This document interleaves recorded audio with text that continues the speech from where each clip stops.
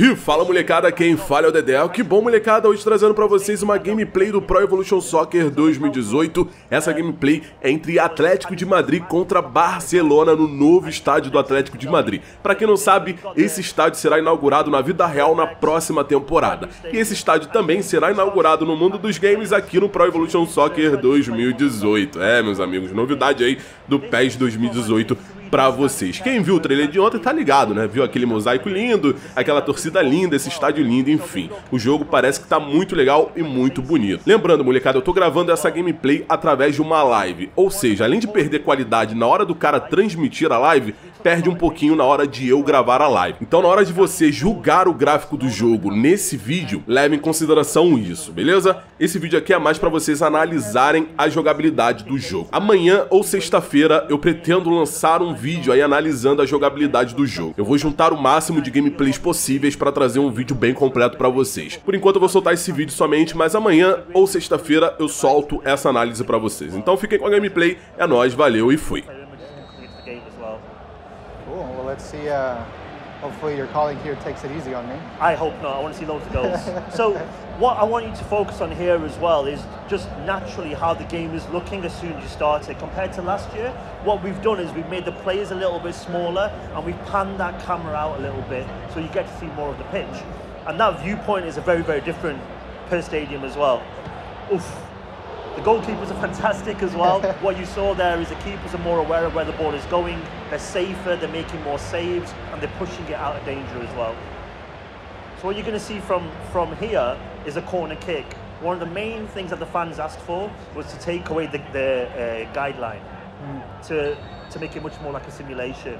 So here you actually still have the same kind of control where you're sort of holding the crossing button, and then from there it's the left stick to put some curl on it.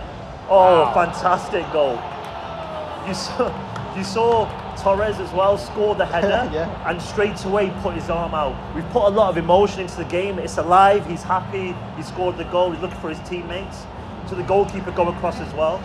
I feel like this is a setup. Well played. But what you saw there in the replay as well is when you're showing the replay, it slows down on those key moments, the key pass leading up to the goal as well.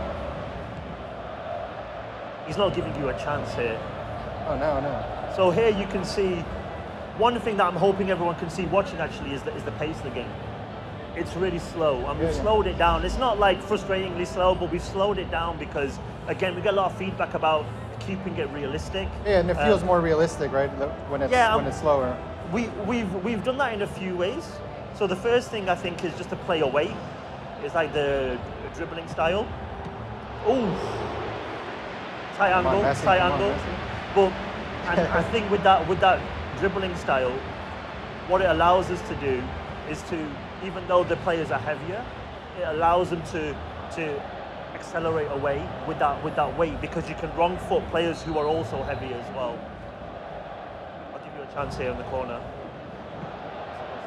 Anything to share in terms of licensing or any new teams that are coming, new leagues or anything?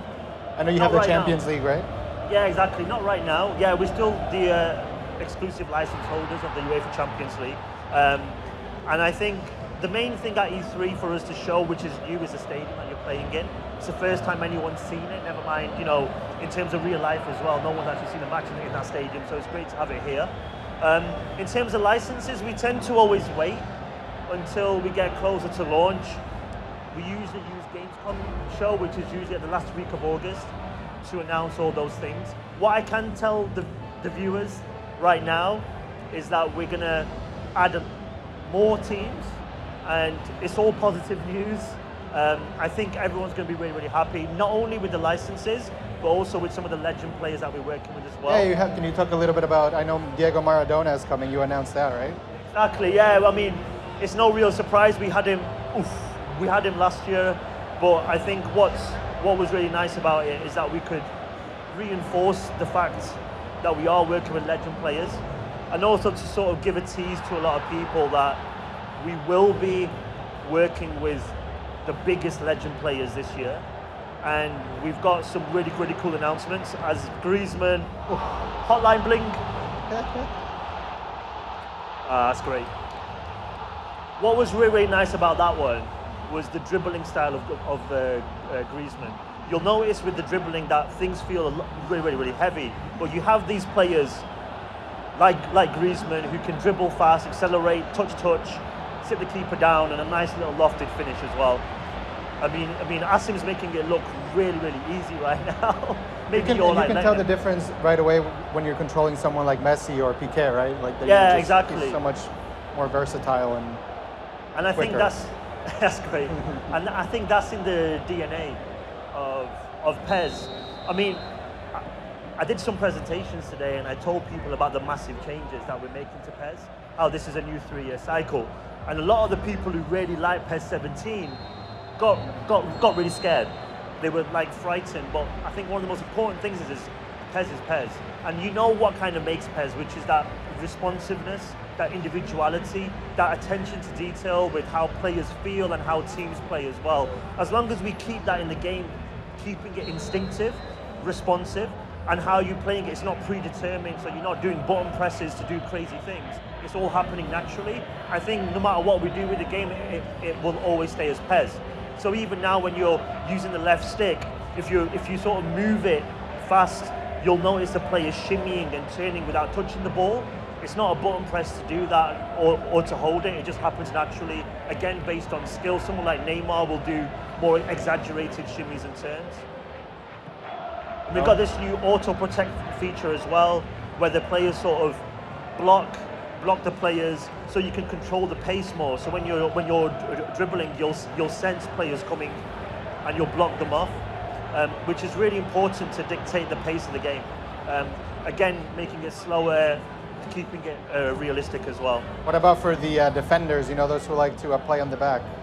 Yeah, it's not a case of like holding X and rushing in. You have to be a lot more careful. Certainly, I think what's really nice to see is the different styles of play. Here, as you attack Atletico Madrid, you can see the very deep defensive line. You got the midfielders very, very, very close to their central defenders as well.